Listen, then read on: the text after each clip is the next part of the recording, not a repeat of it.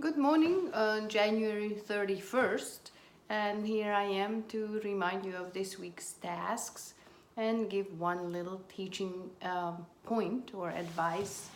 And this week the recordings are obvious, although there is one big change, two big changes. One that the final is going to be a report on your case study, and the second change is that instead of chapter 4, we are reading chapter 6. I already posted the PowerPoint on chapter 6 about language transfer from the first language, which should help you preparing for the case study and also maybe change your interview questions in that respect.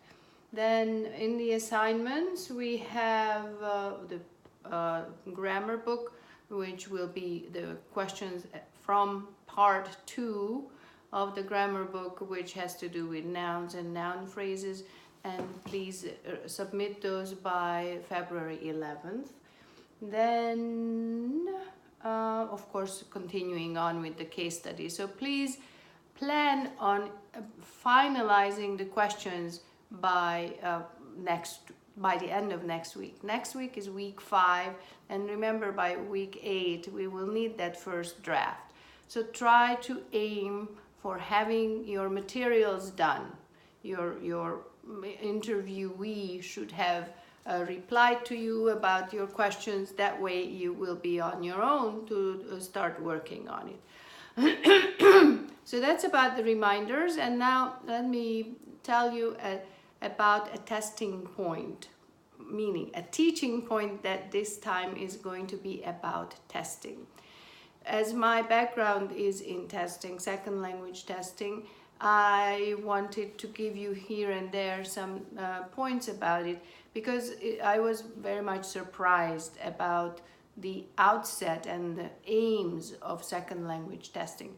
So one of our big principles is that testing should give and provide the best of circumstances so that the students can give their best performance.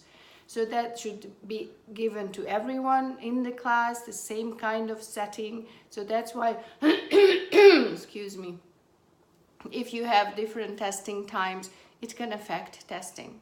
But as far as classroom testing, the principle should be, and this is what I would like you to remember, is that we are helping students to provide their best performance. Whatever the performance in testing is not necessarily what they actually know, because there are all these elements in between. But as much as we can, we should provide it. In high stakes tests, even just the noise in the courtyard can affect a student's performance. So this is the starting principle of testing. In my opinion, if we were to instill in young students that testing really is a way to test yourself how much you acquired. What that means is, if we were to make testing a daily task of seeing how much you know, instead of a punishment or a graded item, and that will put you in a certain category, I think children and students would get used to it and would consider that more of a structured learning process than something that you are evaluated on. So because on the other hand, testing can also be a great way of growing, cognitively growing and acquiring, and that's what you experience when you use index cards.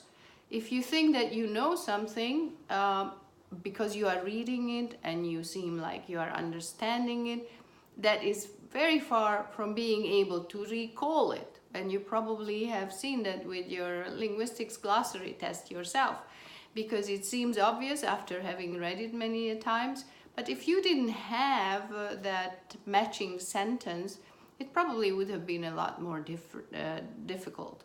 So if you play with this index card idea, or explain to your students that real knowledge, real learning occurs when you actually can recall it, and it's very difficult then testing can become more of a helping tool rather than a categorizing tool. As we go along, I'm going to give you a lot more guidelines on testing, because it is a fascinating area, I believe.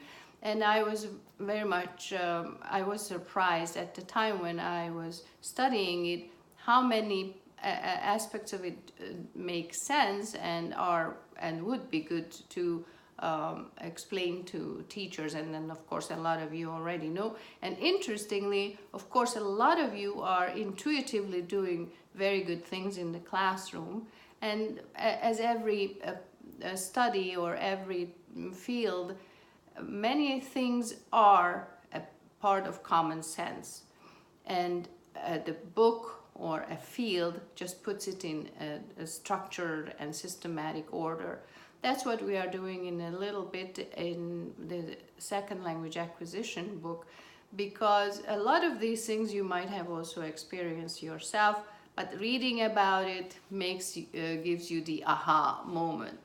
So I am going to part with that testing is a fascinating and wonderful part of second language acquisition, and classroom testing should be more of an opportunity to learn. In fact, we do say that also about testing, that the opportunity to learn could be that even if it's a test, it should give you maybe a learning opportunity as well.